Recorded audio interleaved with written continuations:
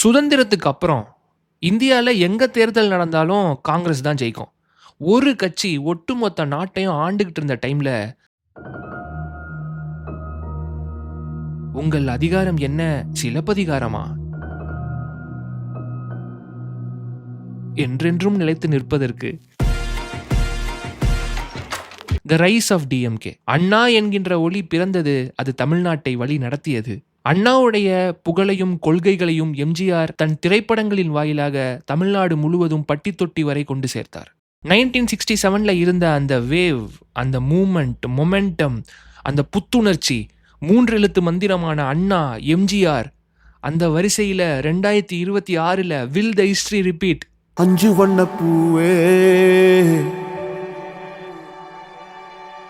எனக்காக எல்லாத்தையும் விட்டு கொடுத்த என்னுடைய ரசிகர்களுக்காக நான் சினிமாவையே விட்டு கொடுக்கிறேன். தாலேலோ லாலி. கோலிவுட் ஜீசஸ் எங்காலு. சினிமா துறையை விட்டு போனதுக்கு அப்புறம் அந்த இடத்துல ஒரு வெற்றிடம், ஒரு வேக்யூம் ஒன்று உருவாயிருக்கு. அந்த இடத்த யாராலையும் எவனாலையும் நிரப்ப முடியாது. அவரே வந்தாதான் முடியும். இது இட்ஸ் வெரி ரேர் ஹேப்பனிங். ஒரு தேர்ட் பொலிட்டிக்கல் ஃபோர்ஸுக்கு இந்த அளவுக்கு ஒரு மக்கள் மத்தியில் ஒரு வரவேற்பு கிடைக்குது, ஒரு ஹைப் இருக்குது. ரொம்ப நாளாக Tamil Nadu is waiting for that third political force. And இதை நம்ம விட்டுட்டோம் அப்படின்னா இன்னொரு நெக்ஸ்ட் 40-60 இயர்ஸுக்கு எதுவும் இருக்காது.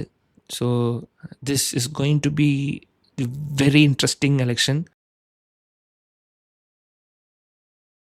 எலெக்ஷன் கமிஷன் எஸ்ஐஆர் ரிவிஷனுக்கு அப்புறம் ஃபைனல் ஓட்டர்ஸ் லிஸ்ட்டை இஷ்யூ பண்ணிட்டாங்க. அக்கார்டிங் டு தட் மொத்தம் தமிழ்நாட்டில் 5.6 crores ஓட்டர்ஸ் இருக்காங்க. ஸ்டாட்டிஸ்டிக்ஸ் படி பார்த்தா 25% மக்கள் ஓட்டு போடவே மாட்டாங்க. அப்போது 5.6ல் 25%ன்னு போட்டால் அது 1 கோடி பேருக்கு மேலே போகுது. நீங்கள் யாருக்கு வேணால் ஓட்டு போடுங்க, ஆனால் ஓட்டு போடுங்க.